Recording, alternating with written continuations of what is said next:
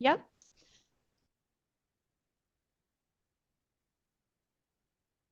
All right. Hey, everybody. Thank you so much for joining us today, and welcome to the Eureka Texas Speaker Series event.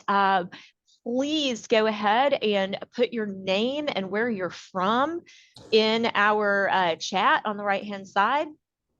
And then if you need help with updating your name on Zoom, there is a slide on the screen to help you out there. Want to make sure that we get everybody's PDH certificates out, and we need your full name for that. So that would be great. All right, we are at 162. We've got folks from all around the world and definitely a heavy influence here in Texas. And let's get started with a couple of announcements. So as we are looking at this,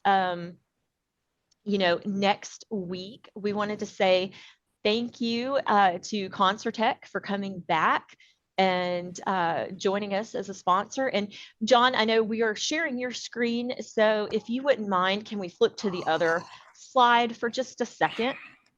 Our other intro slide. Wonderful. Thank you so much.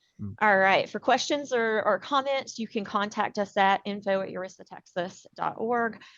We are really excited about all of our sponsors, and bear with me just a second. I've got some other announcements here for everybody. We will be having our 2024-2025 scholarship open up for applications starting in April. So apologies, bear with me. I need to find where I was. My Slack notes just disappeared from me a minute ago. So it's April. Nick, can you help me out with that date? April 30th. April 30th. Okay. And that is going to be open until June. So we will have that. And then coming up on also April 30th is our next speaker series event, which will be marrying FME and GIS. And then let's see, we have oh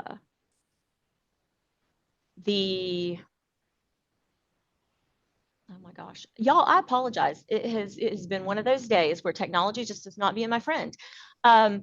We are also having the Eureka Texas and SWGIS partnering together for a MAPI hour after the Texas GIO meeting on April 17th.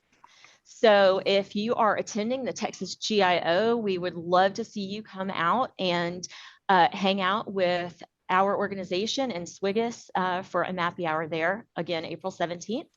And then if you would like to host a MAPI hour event with us in your area, please reach out. Again, it's info@eureka-texas.org, and we will get you set up. We are run entirely by volunteers, and we can always use more help. Many hands make the workload light. So if you're interested, then sign up to be a volunteer. Just reach out to us, and we are happy to get in touch with you and find out where your skills and interests can be a really good fit for us. And then last but not least, we are always looking for amazing speaker series speakers and content. So we still have some openings for June, July, August, and November. If you have somebody that you would like to recommend, or if you yourself would like to present on a topic, please reach out to us and we will chat with you about getting that scheduled.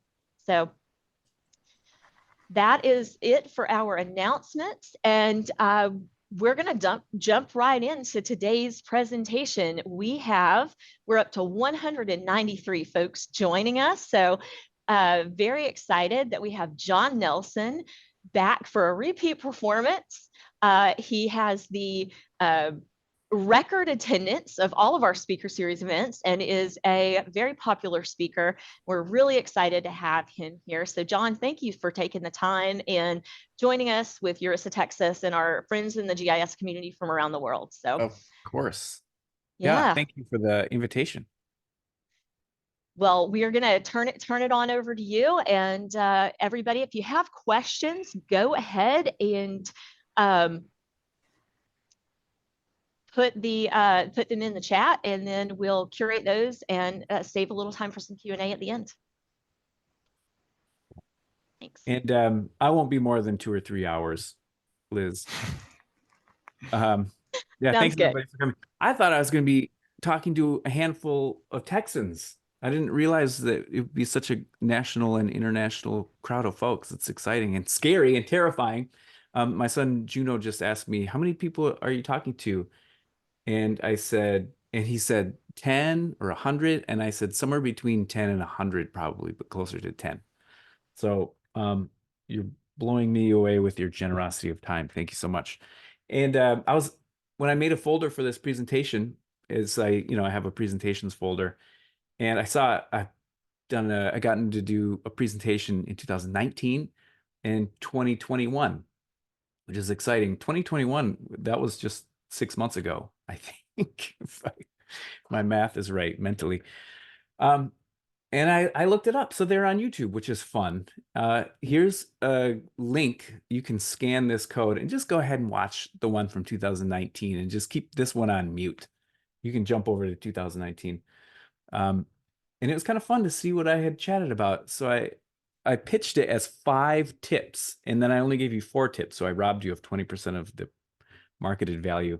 And it was kind of neat to see, I did the old Excel map hack, which meant, to my disappointment, I couldn't do it today. I like to do that to new groups of folks, and I'm seeing that it's probably not as new of a group of folks as I had assumed.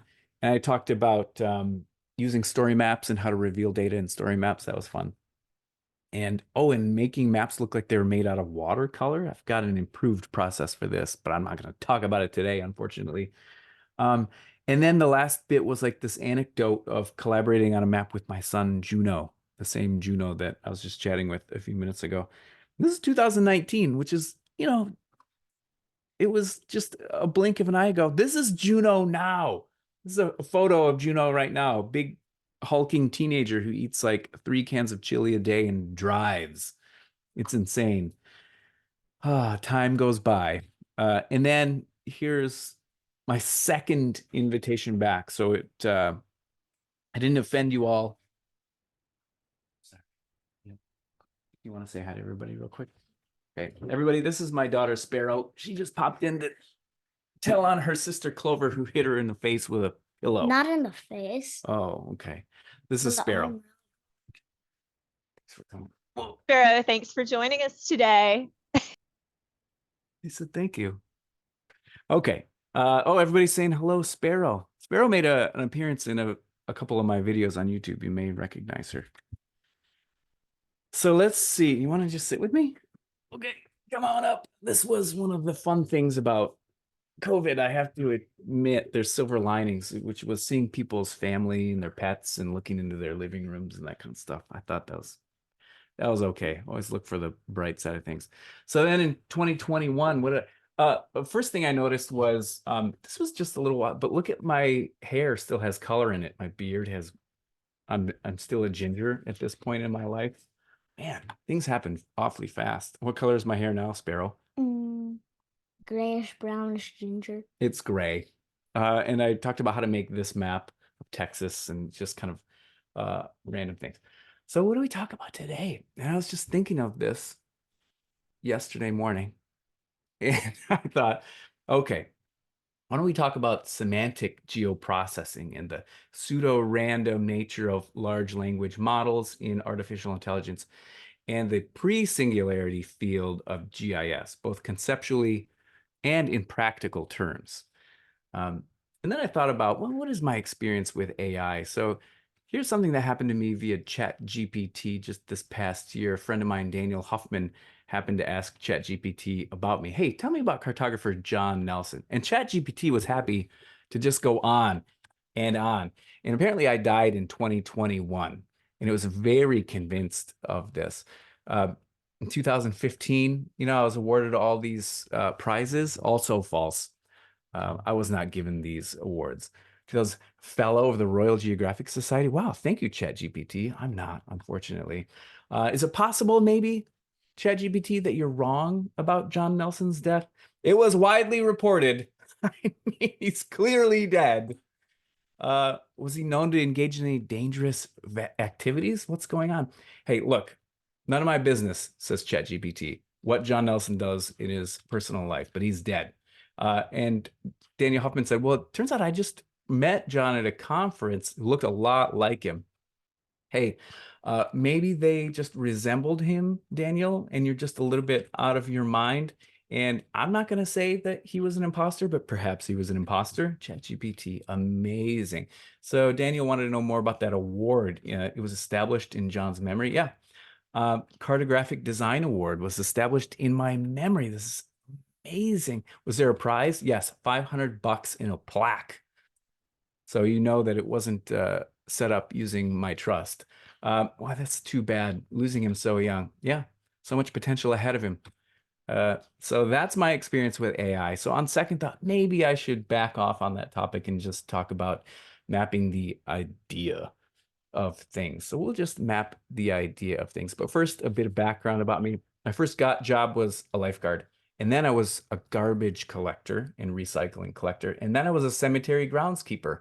Gave me a good perspective on the nature of life, the fleeting nature of our time on Earth.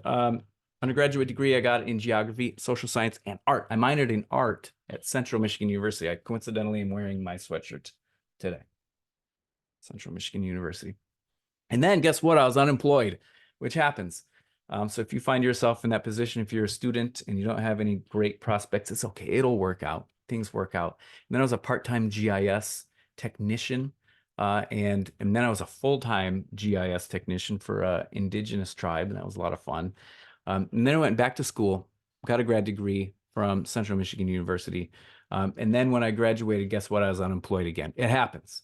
But I got a job at a UI UX startup here in Lansing, Michigan. They were doing really cool stuff, visualizing data on the web using maps and charts and stuff like that. And I had a great time there. And I was there for like 12 years. I tried to get a PhD at Michigan State University, didn't make it. So if you want to get a PhD, maybe get it before you have a full-time job and a family. Doing all three of those things at the same time turned out to be a little bit too much for me, but maybe you've got more in you than I did. And then I joined Esri about 8 years ago. And apparently I'm alive in this version of the multiverse. Here's my family. You're looking at Sparrow here live. There's Sparrow eating an ice cream cone this past summer at the corner cone. This is my office. You're looking at the inside of the office. This is the outside of Esri's Lansing, Michigan regional office. Here's a look at the inside of my office. We're all geographers, so we can mentally reproject this orthographic view of my office into a planar equirectangular view, and you've got a perfect sense of what the inside of my office looks like. So I'm joining you from Michigan, the beautiful state of Michigan, which coincidentally and conveniently happens to be shaped a lot like a hand. A hand. So this is my map of Michigan. Specifically, where I'm joining you from today is right there, Lansing, Michigan, near a town called Grand Ledge, Michigan, the only exposed bedrock in the lower peninsula of Michigan.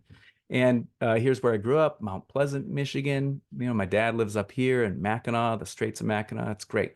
Super handy. I love it.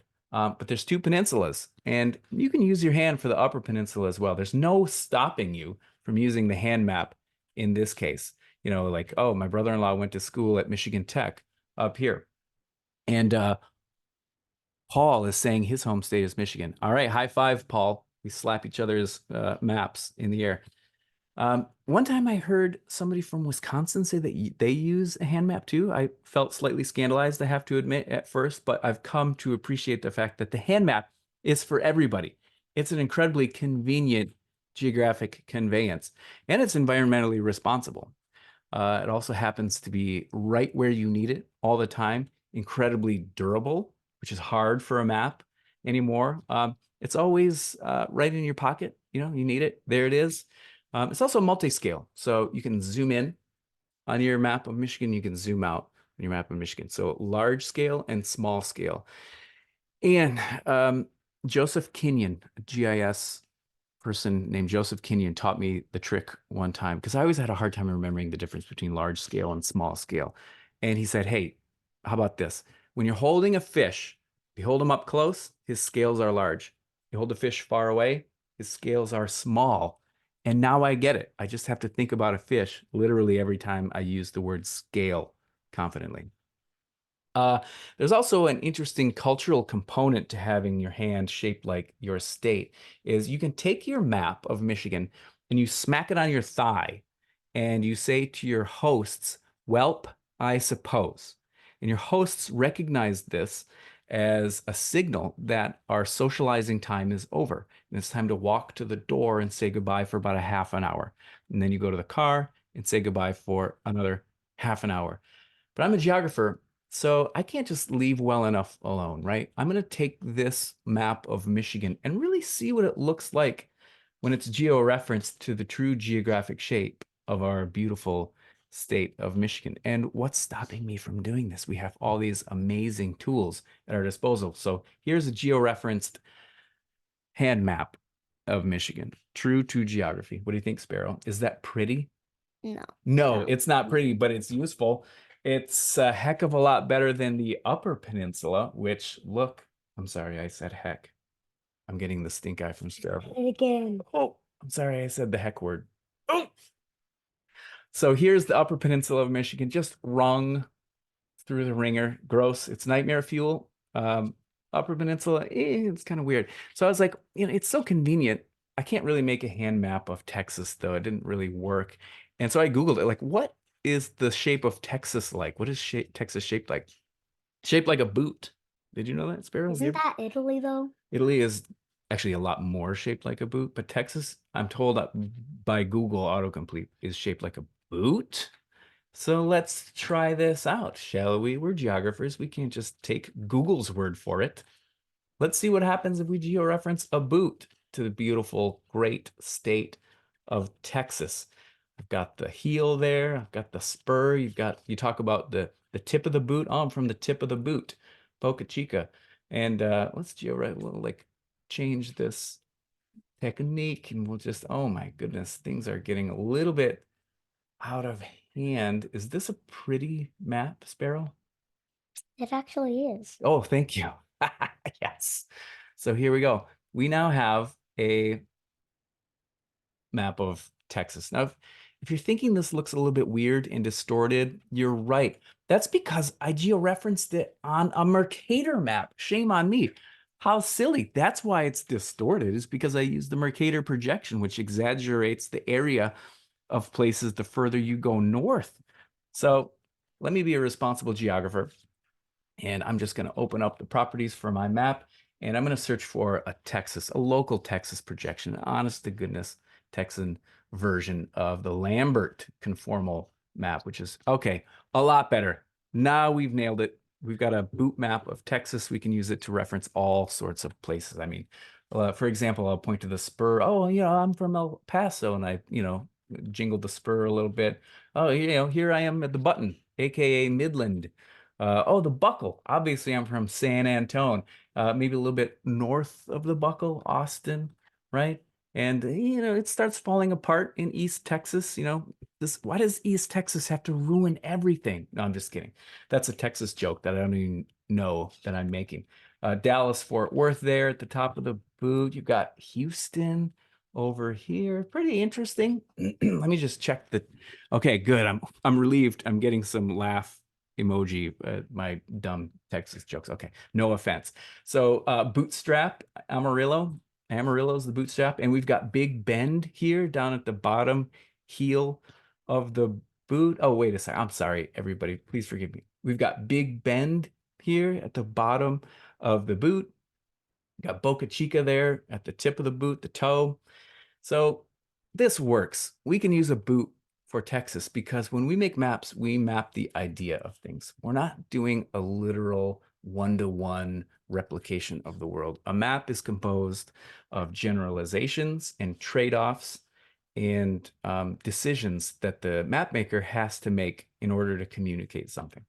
And when I was new to the map making field, specifically when I was taking classes in mapping and GIS, people would say, what are you taking? Oh, map making. And invariably they would say to me, haven't they already mapped everything? I don't know if you experienced this. I asked this to a group of Sam Kwan's students last week, and no, this was not familiar to them. And I was kind of relieved, like, thank goodness, maybe people realize that, making maps has more to do with more ephemeral moving things. So anyways, the answer to this question obviously is no. They haven't mapped everything. We haven't explored and discovered literally everything there is in the world, especially undersea things, atmospheric things. And like, by the way, things change. Populations increase, they decrease, people move, jobs happen, roads are created and roads are changed. And what And about also, countries move around. yeah, kind of. Sometimes Yeah, the a edges, little. the borders of Yeah, a countries little can bit. change if they invade a country or if they like break up into different countries. Mhm. You're right, Sparrow. Thank you. All the countries used to be a big clump of countries. You're thinking of Pangea. Pangea used to be one clump, a continent, and then tectonic plates broke it apart because of the Earth has pieces of Earth that are. You're so smart. Thank you for sharing that. Also, everything hasn't been mapped. Dissolved oxygen in seawater at various depths. NO2 in the air. Those are things that are always fluid and moving. And it's not just like a physical construct that we're replicating via maps. We're mapping ideas. So for example, and I wish I remembered the person who showed me this. It was on LinkedIn and I wish I remember their name, but thank you so much, whoever it was. This is a stolen idea. But this is the concept of, okay, so, we map the idea of things. For example, how would I map this road? Where's the edge of this road? Do I snap a line down the center? Do I include the shoulder? Do I include where the pavement ends? And where does the pavement end? Where does it end, right? The maps that we make are generalizations. They're ideas. We map the idea of things. We map phenomena. So some of the things that I do at Esri is map phenomena. So map moving things, map changing things, map the ideas of things. I do some UX design. I play with making maps because I work on the Living Atlas team. Living Atlas is awesome. It's a great group of folks. You know what it is? It's a lot like maps and data Wikipedia. So our customers, you all, can contribute data to Living Atlas and just tag it as being Living Atlas. And then an actual human being will vet it and curate it and make sure everything's cool. And then, yes, it'll be certified via the Living Atlas and more findable to everybody. And you can find it in Pro, you can find it in online. It's great. I write blog posts about how to make the weird maps that I make, and I've moved on into making videos now. Since the last time we spoke, I've jumped over into making YouTube videos. And it's just great. I love it. And I get to talk to people like you. And it's so satisfying and rewarding. And it makes me happy. And Sparrow, if you love your job, you never have to work a day in your life. I feel like I'm playing. I get paid to play. So this is the Living Atlas of the world. If you've not seen it, go check it out. Specifically, what I do there, technically what I'm supposed to be doing is designing the interfaces, the UX for different apps that show various data. So here's an app called Wayback, where you can explore like older versions of our imagery release. It's always being updated and we'll come out with a new version, but maybe you don't need the newest version. Maybe you need a version that looks the best, or maybe it's the least cloudy or the best contrast. And you can learn more about that release and add it to a pro project. Or you can just open up an ArcGIS Online web map with that as your map in it. Or you can download a tile cache. You can say, hey, you know what? Grab me a bunch of tiles that I can work with these offline, and we'll serve those to you as a big tile cache in a zip file, and you can use them for whatever the heck you want. I'm sorry, Sparrow. Did I say heck? Oh, I did it again. So here's another app called Unemployment Pulse. Here's Texas. You can click on a state, you can click on a county and see its relative unemployment compared to national rates over time. This is automatically updated every time the new data comes out. Another app that I got to work on the interface for is this ecological marine unit. So this, the whole world's oceans are covered in these little sample locations that have been statistically derived to be clustered in various chemical compositions. You know, at any depth, at any location, you can learn about the water there, which is pretty cool. And you can see how it's changed over time too. All this crazy data and ways of understanding our Earth. And it's a lot of fun to create visual ways to understand it and explore it. So here's coastal eutrophication, which is algae blooms. So harmful algae bloom potential. You can select a country's economic zone and you can see its history. You can see its seasonal estimation of what to expect for algae. And we also have the ocean currents there to give you a sense for where it's moving. So it's very dynamic. Here's an app that I made effectively for my sister, pretty much. She lives in the Pacific Northwest, kind of near Portland, and she was struggling with wildfires nearby. And is the smoke going to come my way, or is the fire moving in my direction? And so we made this app. I designed it for her, and we have it available through Living Atlas. You can see which way the fire is moving. You can see which way the smoke forecast is expected to go. And you can click on Twitter or Facebook or Google News links, and it'll pre-populate a search with that fire's name just to learn more information about that fire if you're nearby. And something I've been working on recently with the team, and it's been a lot of fun, is the Topo Explorer. So this is an update to the historical Topo Map Explorer.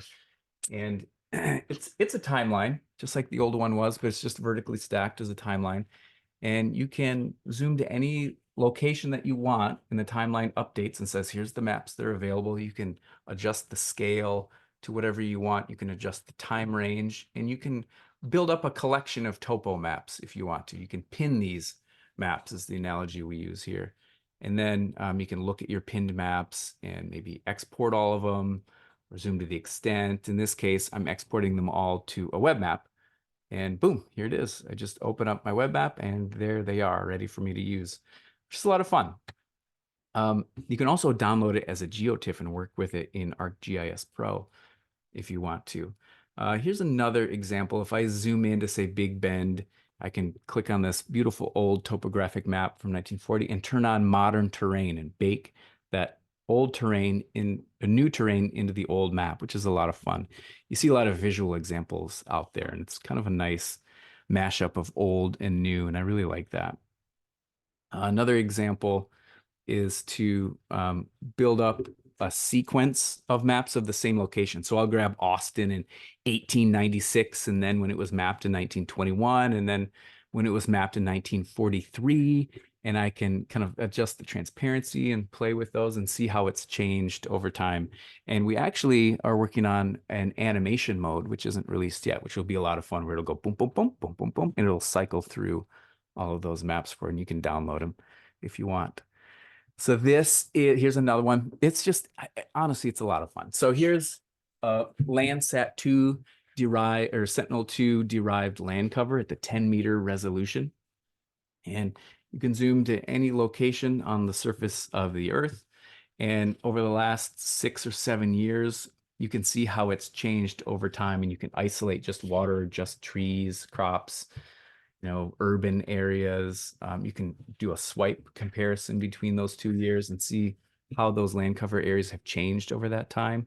So a pretty fun tool. And you can download the source data too. So maybe I want this, data locally in Pro, and I can download this in Pro, which I actually do pretty frequently. So here's a sibling of that app. This one is the Landsat Explorer. So this helps you explore and find Landsat imagery. I don't know if you're familiar with the experience of looking for satellite imagery, especially, NASA's got a lot of satellites, and it can be hard for them to distribute it in like an easy to use and focused way. NASA does great work, but the imagery itself can be a little bit hard to find. So here's a way to just see a dynamic view of the most recent, most cloud-free composite, and you can look at the different renderers like infrared, agriculture, NDVI, temperature, water index.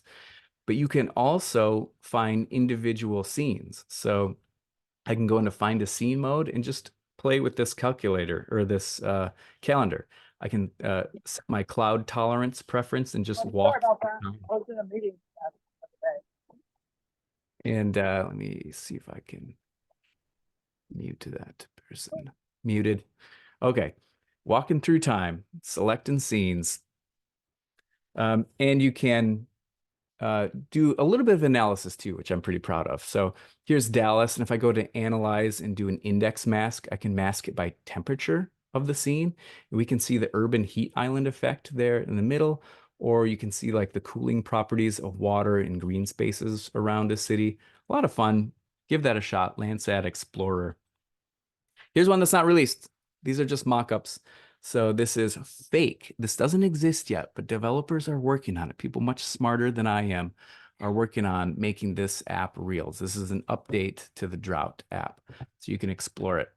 All of these things I noticed as I was putting this together are things that show change. Every one of those things showed an element of change. You can compare the past to the future to predictions. And I think that's interesting. And I think about past mapping a lot. And one of the resources that I find to be really inspiring is the David Rumsey map collection. So David Rumsey generously makes his map collection available to us through high resolution scans. And I found this really cool map of Texas. Isn't this great? It's like it's a standard oil map, like a road map of Texas. Look at this beautiful map. I love it. It's like the ESO map, like in the Cartographer's mystery book that we all read last year, potentially, like a thriller mystery of a supernatural gas station street map. A lot of fun. I kind of recommend it. But if I look at this, there's a lot of generalization happening because it's mapping the idea of something. It's mapping the idea of generally driving from place to place and adding as many local names as possible. So let's download this. I'm going to download this extra large one, and it's just an image. It doesn't know where it belongs in real life. It doesn't know that it's Texas, frankly. The book recommendation was The Cartographers. The Cartographers. It's a fun read. So here I've dropped that map of Texas into ArcGIS Pro, and you may know what I'm about to do. I'm going to activate the georeference tool, and I'm going to start pinning the pixels of this map to the coordinates of real life, honest to goodness geography. And if I do enough of them, I can create a nice actual pinned mapping. So it's rubber sheeting or warping of this Texas map to real life. We're breathing real world geographic information into this, breathing geographic breath of life into this map. Amy just read it and said, Cartographers is good. Peng Shepherd. Thank you, Jennifer. Okay, so now I've georeferenced this map of Texas. What do I do next? Let's say I want to share this to ArcGIS Online for people. But this map, it was like 100 megabytes, which is huge. I don't want to just dump that into ArcGIS Online. So what I can do is serve it up as tiles. So I'm going to tile this up, and I'll show you how easy that is to do. I'm going to right click and go sharing, save as a web layer, and I'm going to choose tile. And it's going to make raster tiles for me. I'll share it with everybody. And this lets me determine the scales, like how deeply do you want to tile this, John? And I'll say, start from the whole world and go down to like city level. And I analyze and then I publish it. And it actually was surprisingly fast. It did a pretty fast job of chopping this up and uploading the definition of it to ArcGIS Online. And then the amazing, magnificent robots in ArcGIS Online actually do the work of tiling this image up and creating individual JPEGs and PNGs of Texas. And when it's done, I can just click here to manage the web layer and see what I get. Boom, I'm going to open this up. And there it is. There's my map. And as I pan and zoom, it's tiling all this image. So I just have new, fresh tiles at all these scales, which is a lot of fun. But let's say I only want Texas here, and I don't want the outside. I don't want New Mexico or any of the surrounding states to show up in this. Let's say I want to clip this. What can I do?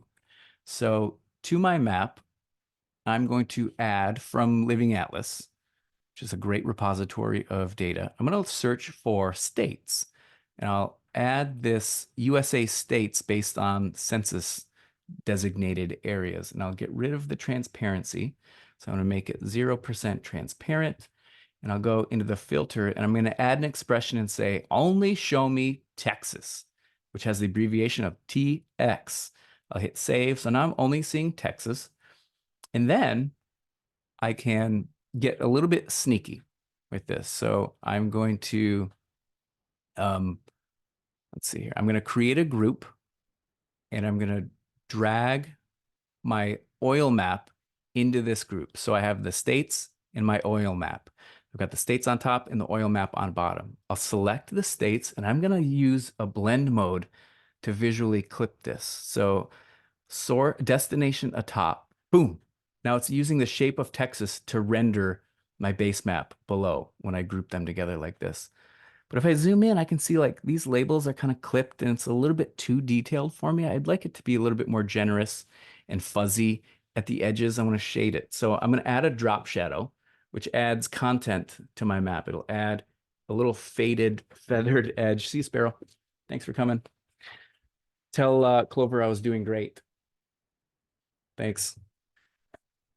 I'm going to add a drop shadow, and I'm going to add a blur so that I soften the edges of my map of Texas. Now I can see a little bit more at the edges. It's not so strict. If I zoom out, it's just a nice effect. I'm seeing a fuzzy cropping of this vintage map of Texas overlaying atop a modern web-based GIS, which is a lot of fun.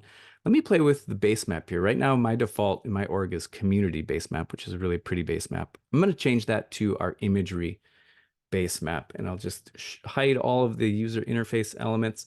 Now I have this map of Texas superimposed on top of a modern imagery map. I think there's something kind of wonderful and fun about that. And maybe you've got maps that are paper-based that would be nice to present to your customers in a web environment. Here's one way that you can do it. There's a lot of different ways to do this, but this is just one way to do it. And I'm happy to have been able to show you that today. So I do a lot of showing and telling on this YouTube channel of mine. I was writing a lot of blogs, and I was typing a lot, and I was taking screenshots and writing these sequences out in blog posts. And it was a lot of fun, but it's also a lot of work. And I thought, why don't I just record this, and we can put it in YouTube, and I'll embed the YouTube video in the blog link. Then people can really follow along and see every step of my process. And I want to demystify map making as much as possible. My goal is to encourage confidence when it comes to making maps. You know, if I'd just shown you that, you know, fuzzy edged vintage map of Texas on top of an imagery base map and said, I did this. And I wouldn't tell you how because I'm secretive with my steps. You might be a little bit intimidated at that prospect, like, I wonder how they did that. Well, I like showing you how I did it. And I like seeing people use those techniques in their maps. It's so rewarding and fun. There's great joy in sharing how to do things and how to make things. And you see the results of those kind of cascade out in the mapping community. It's so fun. I just love it. So my YouTube channel is John Nelson Maps. Very creative channel name if you want to check that out. That's all I have for you today. Liz, I robbed you of 1 minute. I said 40 minutes and I went to 41 after. So I stole a minute of your time. No, you absolutely did not, because we had our announcements at the first part that took up a little bit of time. So that was really fantastic. And John, thank you so much. I know personally that I definitely am underutilizing the Living Atlas resources and some of these various different applications that are out there for us. So yeah, please, you guys, if you have any kind of questions for John, then put them in the chat. And we've got all of our Eureka, Texas folks here that are going to help curate those and make sure that we get those out. Richard Raw is actually asking, could you share the Texas georeferenced boot on the screen again? Could you maybe back up to that slide so we can see it? Somebody did have Nathan Hazelwood, who's joining us from New Zealand, right? Nathan, that's where you are, right? Other side of the world. Ask, had you done the literal boot to Italy? which is obviously, one would expect. Have you done that? No, I have to admit, what you're seeing right now is my maiden voyage in boot-based cartography. This is it, Texas. I haven't done Italy, but that would be fun. I would pick a different boot. I think like a tall, maybe a rider boot with like the tall, Yeah. you know, who And this is knows? going to be in Living Atlas soon. Is that correct? This map of Texas, yeah, absolutely. You'll see it in Yeah. David Rumsey's map library soon. Okay, sounds good. We do have a couple of questions here. How do you keep up? Everybody, by the way, thinks that your office is phenomenal. Your garden. Thanks. We are all very envious of that. But how do you keep up during winter months out in your office? What, like, how do I stay alive in a Michigan winter in this little box? Right. Well, I have a heater, and my office is 8 feet by 12 feet, and it doesn't take long to heat it up. I just turn up I come in here in the morning, it's, set to low, so it's already okay, but a little bit chilly, and then I'll just enjoy a little cup of coffee next to the heater while it warms up for a few minutes, and then, really the problem is it gets too hot. Right now it's gotten away from me. And now it's 80 degrees in here, which is ridiculous. Oh, wow. Oh, wow. And the book recommendation, one more time, somebody did put a link in the chat for that. It's called The Cartographers, and the author was it Peng Shepherd. Yeah, it's a lot of fun. It's a fun book. She was actually the keynote speaker at the NACIS conference. So by way of segues, NACIS is a great resource for folks. It's a community of map makers. It's cartographic, but it's really just about making maps, and it's a very friendly group of folks. Let me type the name here. So NACIS, and it's .org. NACIS.org. Good group of folks. There's a conference once a year. And people, it's empowering and demystifying, which I think is the same thing. So people are very generous at sharing their process. Here's where I got my data. Here are the steps that I took, and here is the result. And I learned so much from people in this field every year, and it's really great. And people are very generous. We're not like these. Everybody's very open and honest and candid, and like, this took me a long time and I wrestled with it, but I figured it out, and here's how I did it. It's a lot of fun. Good group of folks. Yeah.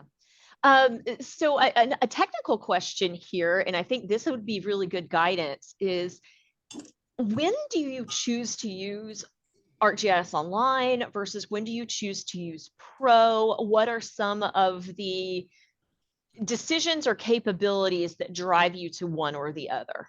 Sure.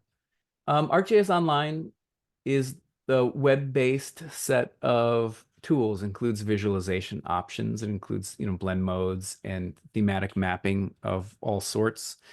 You can do some analysis now. We brought analysis into the map viewer recently, which is a lot of fun. You can create data there. You can enrich data by, saying, here's my boot map of Texas, now enrich it with population and different demographics and that kind of thing. I would use ArcGIS Online when I want to share something out to a lot of people in an interactive format. Or maybe I want to make a map for a story map, which is another interactive format. I would create an ArcGIS Online web map, because then I could just set the sharing to public and anybody can see it. I'll share the link and you can interact with it. There's a lot of differences, but the difference is, in an interactive environment, you don't have to label everything and you don't have to show everything that you want people to see. You can hide things behind checkboxes. You can invite the user to make selections. You can rely on pop-ups, so people interacting with the map can learn more about data by clicking on it and learning a lot more than probably you might be able to fit into a static map. So ArcGIS Pro is what I do most of my analysis in. You can do analysis in online, but I like to do it in Pro typically. There are more native projection options. If you have to work in a specific, state plane coordinate system, ArcGIS Pro's probably where you're going to start doing that. probably more symbol flexibility. So when you come to symbolization, I mean, you can do any amount of point symbolization that you want. You know, I did a video showing how to make your points look like Lego heads with eyes and noses and mouths and stuff. It'd be very hard to do that in online. So each of those tools, they're great and they're good for different specific tasks. Yeah. Thanks for sharing that. Uh-huh. So somebody else has asked, is there any plan to expand the services that use the flow render animations? That's a good question. I don't know. I have played with the flow renderer and it's beautiful and stunning and gorgeous and everybody's like, oh my goodness, this is amazing. One of the downsides is the required data format is pretty rare. It's a bit of a rare data format, and I've played with it for well, you've seen it with ocean currents. I've also used it with wind data, but it has to be a specific vector grid origin destination format, which frankly is pretty rare. It can be created. You can create that data format in ArcGIS Pro, but I just don't see people doing a lot of creating data in that format. But it's definitely possible. But boy, when you do, the visual results are spectacular in ArcGIS Online. We have a fun question, but that is, do you have to dig a tunnel to get to your office when it's Sometimes I winter? do, Liz. Sometimes I do. It's been a weird winter here, like virtually no snow. It's amazing. Yeah. Yeah, there are times when I am shoveling a path to my office, and it's like the trench run in Star Wars, and I'm just trying to get to the vent port that I is think my that office. I think that is the picture that we had in our minds. It happens. Of how you get there. It happens. Not this Um, year. Oh, and destination to top. Yes, the answer to that is yeah. Destination to top is a clipping. And then there's other ones in that yeah, group where you can show only what's in your, or you can invert it. So like an inverse clip. It's great. Check those out. that's cool. Now, are you going to go to Tacoma to the NASIS this year? Yes. Well, I hope Okay. so. I have to ask permission to go, and I'm Yes. hoping they say yes. Hopefully Jack will sign off on that. I hope so too. Yeah. Uh, there is, let's see, what else do we have here? Oh, everybody is asking because you did show a variety of different applications there from Living Atlas. Do you have those that you could either name again, or we can put them in the chat to share with everybody?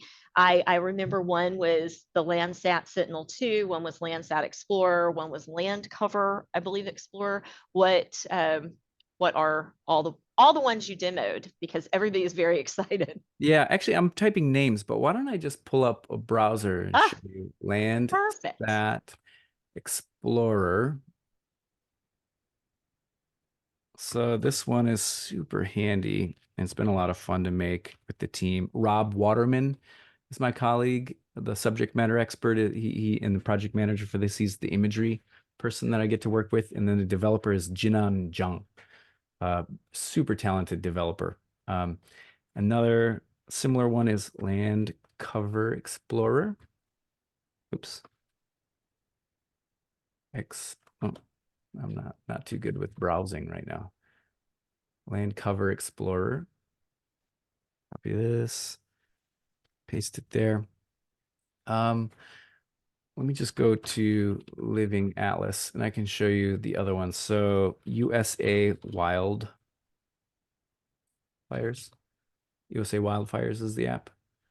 And you can find it here. Not too many wildfires happening right now, except in East Texas. And these are prescribed burns. So these are registered. And the plan has been, submitted. People are aware of them. They have a name and everything. But you see that every spring, which is interesting. So there's that. What else did I show you? Oh, the ocean chemistry one, which is what was that called? Ecological Marine Unit Explorer. So it's this. I'll view it. EMU, livingatlas.com, EMU. Copy, paste, Ecological Marine Unit Explorer. and you can click on any of these and just get ocean chemistry at any depth, at any location in the world. I think that's fantastic. bonkers. What a time to be alive. Right? Definitely takes that 3D grid or space-time cube kind of to that next level when you're talking about it in the bathymetric world. So a couple of things. There's a really great compliment in here, and I'm glad that somebody noticed it and is asking. Like throughout your presentation, and we talked about this before, you had pre-recorded your animations. You weren't doing them live. So the question is, that really does make a presentation a lot smoother. And when we're demoing lives, maps live, there's always a lag time, and you could always get stuck somewhere that you have a technical challenge. So it's really great to have that. It doesn't look like you're using maybe a presentation tool like PowerPoint, but what kind of tool did you use and recommend to embed those animations? Yeah, good question. I do it because, well, there's a few reasons. One, it's less risky. I'll make sure I show you what I want to show you. In case my internet starts getting flaky here in the office, I'm not stuck saying, well, sorry guys, I wish you could see it, which has happened to me before, at conferences, especially that happens. And also I know that I can't think and drive a demo at the same time. I'm either driving a demo or I'm talking about what I'm doing and why. And so I find that it's convenient to pre-record each little snippet so that I can just narrate what I'm doing and why instead of focusing. My brain is not high powered. I can only hunt and peck and click, and it wouldn't be interesting to see me do that. But the tool I use to record my videos is Camtasia. It's a nice, simple recording and editing tool. There are free versions of web recorders. You could just record your screen. But I use Camtasia to record and edit it. Cool. Well, I think we have time for two more simple questions. I say simple, they're probably not simple to you, but just right off the top of your head, what is the favorite map you've ever created? That's a good question. I don't think I have a favorite map, but a map that saved my hind end was a map of all the tornadoes since 1950 shown on the United States at one time. And it came at a time at my previous job where I was kind of unsatisfied and not fulfilled and kind of looking at other opportunities and like, what am I doing here? And that was a chance for me to just make a map that I wanted to make based on hindsight. It started from custom work with a customer about, finding a safe place for data centers. And we mapped all the hazards that might impact a data center, and tornadoes was one of them. And we geographers like to aggregate as fast as possible. Oh, show me a county map of tornadoes. Well, when I showed all the tornadoes at once and gave them that firefly glow, it was really kind of interesting and powerful, and it just made people stop and look at it. And it was a time when I just kind of felt stuck in a rut. And I did that, and the Weather Channel talked about, I was just, some person at a desk in a hallway in Lansing, Michigan, making a map of tornadoes. And then, it got on Reddit, and it was so exciting. And when it first happened to me, my ears would get hot, and I just couldn't believe it. And we were a really small company. We didn't have a marketing budget. And so I think that saved me, because maybe they were going to fire me pretty soon. I don't know. They kept me on after that, and we're like, maybe you could make more maps like that. And I was like, yeah. I doubt that was gonna be a reality for you, given the quality of the map making we've seen today and in our many years of having you as a guest here. And then what is your favorite kind of map to make right now? I'm sure that changes over time, right? As technology shifts, but right now, what do you get excited about doing? Lately, what I've been enjoying is making maps that look like they're from the 17 or 1800s. I even say lately, but I've been doing that for a couple of years. It's so fun to go to the David Rumsey map library and get inspired. Actually, let me share that link to davidrumsey.com. I'll paste this. Pasting a lot of links for you all. We appreciate it. Just when I think I've done something new and novel and kind of invented a data viz technique, sure enough, it existed in an 1888 statistical library, and I didn't invent anything. But there's nothing new under the sun. But I get so many ideas from this, and it's fun to make maps that look handmade and kind of imperfect and charming. It's the kind of thing that makes people stop in their tracks and look, take a second look. And if you can make a map like that, then you got them. You're ahead of the game. You know, you can make a very sterile, boring version of a technically correct map, but if nobody looks at it, then what was the point? Right. And so I like to make maps that make people want to stop and take a closer second look. Totally trick And them into learning more about the phenomenon that's being mapped. and you're very successful. You've accomplished that objective for sure. We all stop and look. So as we close out, somebody does want to know, you're going to be in the Netherlands. So they saw it on LinkedIn. So does that mean you're going to be at the Geospatial World Forum? Is that what your visit is about? Or is this like you're just taking the kids and hanging out?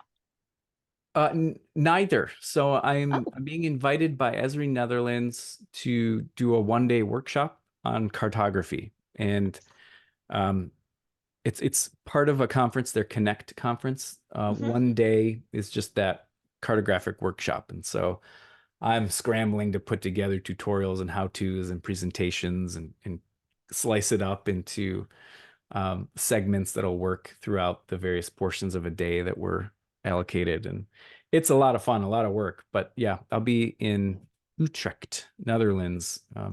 the week of April 21st. Very nice.